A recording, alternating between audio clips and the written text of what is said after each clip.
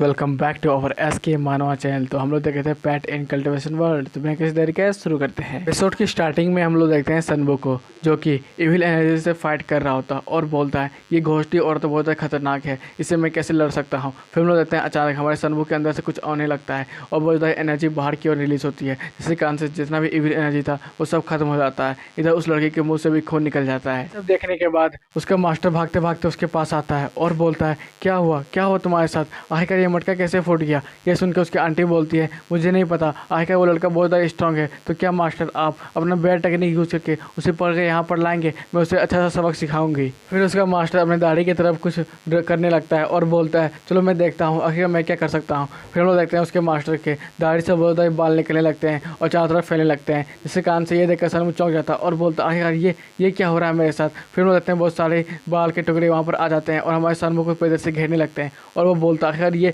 ये सारे बाल यहाँ पर क्या आ रहे हैं। फिर बोलते हैं सारे बाल मिलकर एक ककून बना लेते हैं और उसकी तरफ चारों ओर फैलने लगते हैं। फिर वो मास्टर बोलता है लगता है कोई मेरी दाढ़ी में फंस गया है, चलो मैं उसे पकड़ के बाहर निकालता हूँ। वो टानने की कोशिश करता है लेकिन वो अपनी दाढ़ी को टान नहीं पा रहा होता है। ये देखकर वो चौंक जाता है और वो बोलता है क्या क्या हो रहा है ये। फिर बोलता है सनबो को, जो कि अपने डिवाइन टेक्निक का यूज कर रहा होता है दाढ़ी से निपटने के लिए, लेकिन उसका डिवाइन टेक्निक भी काम नहीं आ रहा है। ये देखकर वो सनबो चौंक जाता है और वो बोलता है क्या अब मैं क्या करूँ। फिर वो बोलता है चलो मैं इसे लड़के ही देखता हूँ। फिर अपने डिवाइन टेक्निक के द्वारा बहुत ज़्यादा ही और निकालने लगता है, जिसके कारण से वो दाढ़ी बहुत ज़्यादा टूटने लगती है। फिर हम लोग देखते हैं ब्लैक कलर के इविल एनर्जी को, जो कि सीधे दाढ़ी में होते हुए उस बूढ़े आदमी के पास जाता है। ये देखकर बूढ़ा आदमी बोलता है ये ब्लैक कलर की एनर्जी मेरे पास क्यों आ रही है। फिर वो अपने नाखून को बड़ा कर लेता है और अपनी दाढ़ी को काटने की कोशिश करता है, लेकिन उसका दाढ़ी कट नहीं रहा होता है। फिर हम लोग देखते हैं ब्लैक कलर के औरे को, जो कि आंटी और मोटी का पीछा कर रहा होता है बड़ी तेजी से। ये देखकर दोनों भाग रहे होते हैं और बोलते कोई हमें बचाओ, लेकिन वो ब्लैक कलर का औरा धीरे धीरे करके उन्हें निकल लेता है। ये देखकर सनू बोलता है अपने मन में ही यार क्या हो रहा है मेरे साथ, मुझे तो यही भी नहीं पता था कि मैं एक्सटर्नल सिंबल का यूज कैसे करूं, लेकिन अचानक मेरा एक्सटर्नल सिंबल आ गया और मेरे को मदद कर दी। आखिर ये एक्सटर्नल सिंबल और क्या क्या कर सकता है। फिर हम लोग देखते हैं हमारे सनबो के हाथ में ब्लैक कलर का एनर्जी होता है। सनबो बोलता है चलो मैं देख कर आता हूँ वहाँ पर क्या क्या बचा हुआ है। फिर वहाँ सनबो वहाँ की तरफ चल जाता है। फिर वो बोलता है यहाँ पर तो बहुत सारे पोटली हैं और आखिरकार ये कल्टीवेटर्स यहाँ पर आ क्यों रहे हैं और सारे विलेजर पर अटैक क्यों कर रहे हैं, जैसे कि मेरे ऊपर। फिर हम लोग कहते हैं सनबो सारे पोटली को उठाकर देखने लगता है। वो बोलता है वाह इसमें तो बहुत सारे खजाना है, मैं तो बहुत ज़्यादा अमीर बन गया, अब मुझे ज़्यादा चिंता नहीं करनी पड़ेगी मुझे अपने फिश को खिलाने की, क्योंकि वो जब भी मेरे घर आता है वो सारा खाना खा जाता है, जिसके कारण से मुझे ये भूखा रहना पड़ा है 2 दिन। सनबो दूसरे पोटली को उठा लेता है और बोलता है चलो मैं देखता हूँ इसके अंदर क्या है। फिर वो देखने लगता है झांक कर। वो बोलता है वाह तो यहाँ पर तो सब कुछ ऑर्गेनाइज किया गया है। फिर वो बहुत ज़्यादा खुश होता है और बोलता है यहाँ मैं तो बहुत ज़्यादा अमीर हो गया, क्योंकि इसके अंदर तो फर्स्ट रैंक के 10 वेपन है, सेकेंड रैंक के भी 10 वेपन है और थर्ड रैंक के भी 3 वेपन है। अब तो मैं बहुत ज़्यादा अमीर हो गया।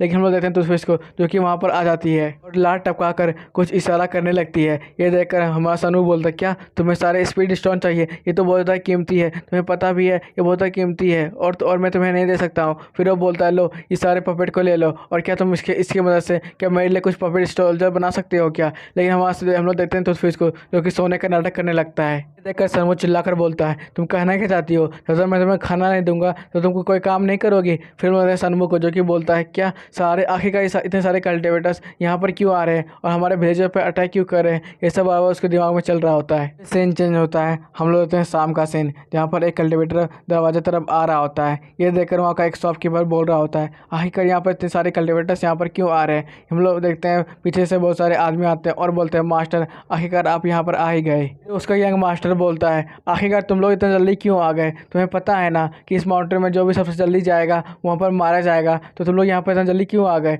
ये सुन के सारे लोग बोलने लगते हैं हाँ यंग मास्टर आपके पास तो बहुत दिमाग है, लेकिन हमारे पास थोड़े ना है, हम तो यहाँ पर खजाना लेने के लिए जल्दी जल्दी आ गए। फिर वो बोलता है आखिरकार ये तो बताओ यहाँ पर कौन कौन आए हैं। वो सिपाही कुछ देर सोचने लगता है और बोलता है यहाँ पर तो बहुत सारे कल्टीवेटर आए हैं, लेकिन कोई भी आपकी बराबरी नहीं कर सकता है, लेकिन एक कल्टीवेटर ऐसा ग्रुप है जिसमें 2 रैंक के सेकेंड रिलम के मास्टर है, इसलिए आप उससे थोड़ा डर लगता है। और एक जेट सैक्ट भी है, जो कि अपने बहुत सारे डिसेबलों को यहाँ पर भेजा है। ये सब सुनने के बाद उसका यंग मास्टर बोलता है ये तो बहुत इंटरेस्टिंग बात है, और तुम लोग सब तैयार हो जाओ, अब हम लोग जाने वाले हैं जल्द ही बर्निंग माउंटेन की तरफ। ये सुन के सारे लोग बोलने लगते हैं क्या मास्टर आप ही तो बोल रहे थे कि हम लोग अगर पहले जाएंगे तो वहाँ पर बस मारे ही जाएंगे, आखिरकार हम लोग इतने जल्दी क्यों जा रहे हैं। तो एक मास्टर जाते जाते बोलता है, क्योंकि मैं नहीं चाहता कि वो लोग मेरा चांस चुरा लें। ये सुन के सब लोग बोलने लगते हैं, मास्टर अब वहाँ पर बहुत ज़्यादा केयरफुल हो जाइएगा, क्योंकि वहाँ पर बहुत ज़्यादा इविल एनर्जी घूम रही है। और बहुत सारे लोगों ने ये भी बताया कि जो भी इस माउंटेन में अभी तक गया है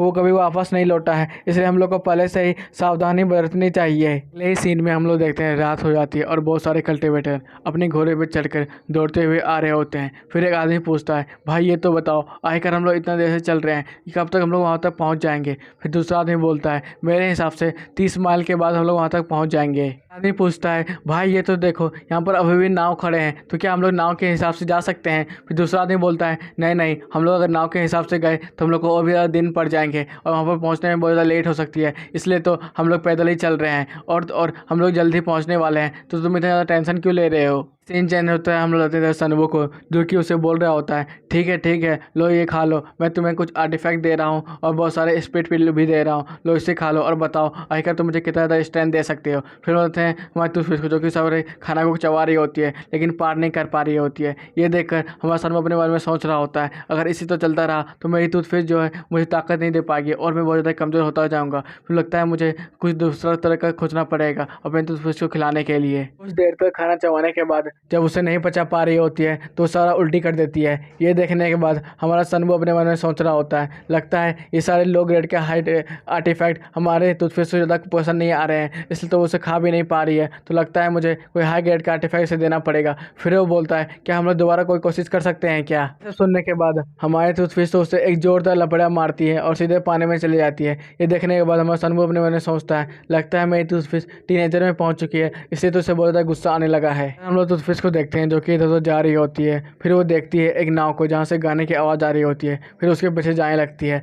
फिर हम लोग देखते हैं इधर घोस्ट लैंड को, जहाँ पर बहुत सारे लोग आराम कर रहे होते हैं और बोलते हैं कि भाई यहाँ पर तो बहुत ज़्यादा ख़राब चीज़ है, हम लोग तो बहुत ज़्यादा भूखे हैं, क्या हमें खाना का नहीं मिलेगा क्या। सुनने के बाद दूसरा आदमी बोलता है, भाई मुझे भी बहुत ज़्यादा भूख लग रही है, लेकिन मैंने एक बहुत बड़ा सा मछली समुद्र के नीचे देखा है, क्या हम लोग उसे पकड़ के खा सकते हैं क्या। ये सुनने के बाद दूसरा आदमी बोलता है, क्या क्या तुमने क्या कहा कि तुमने बड़ा सा मछली देखा है, क्या वो सच में बहुत ज़्यादा ही बड़ा है, चलो जल्दी करते हैं और हम लोग उसे पकड़ कर खा लेते हैं। फिर हम लोग देखते हैं बहुत सारे आदमी को जो कि बोलता है, हाँ हाँ जल्दी करो और हमें पकड़ के खिलाओ। फिर वहाँ पर एक आदमी आ जाता है और बोलता है, चलो मैं यहाँ का सबसे ज़्यादा अच्छा हलवाई हूँ, तो चलो मैं ही से बनाकर खिलाता हूँ सबको। फिर वो मछली को पकड़ के उठाने लगता है। फिर वो बोलता है, बाप रे तो बहुत ज़्यादा भारी है। फिर वो कैसे ना कैसे करके उस मछली को उठाकर सीधे अपने वहाँ पर रख देता है और बोलता है, चलो मैं इसे काट कर खिला देता हूँ। फिर हम लोग देखते हैं हमारी टूथपिक को जो कि उल्टी थी अब वो सीधी हो जाती है। फिर हम लोग देखते हैं इधर उस आदमी को जो कि बोलता है, हाँ तुम जो भी कर लो अब तो तुम सीधा मरने वाली हो। फिर हम लोग वो अपनी तलवार को बाहर निकाल लेता है और बोलता है घोष्टी और एक को कन्वर्ट करने लगता है और बोलता है, लो अब मैं तुम्हें काटने वाला हूँ। ये सब देखने के बाद सारे लोग बोलने लगते हैं, हाँ हाँ जल्दी काटो उसे और जल्दी से बनाओ, हम लोग को भी भूख लगी है भूख लगी है भूख लगी है। इसी के साथ ये एपिसोड में खत्म होता है गाइस। अगर आपको अच्छा लगा हो लाइक सब्सक्राइब और एक कमेंट करना बिल्कुल नहीं भूलना। बाय बाय टाटा सायोनारा, फिर से मिलेंगे।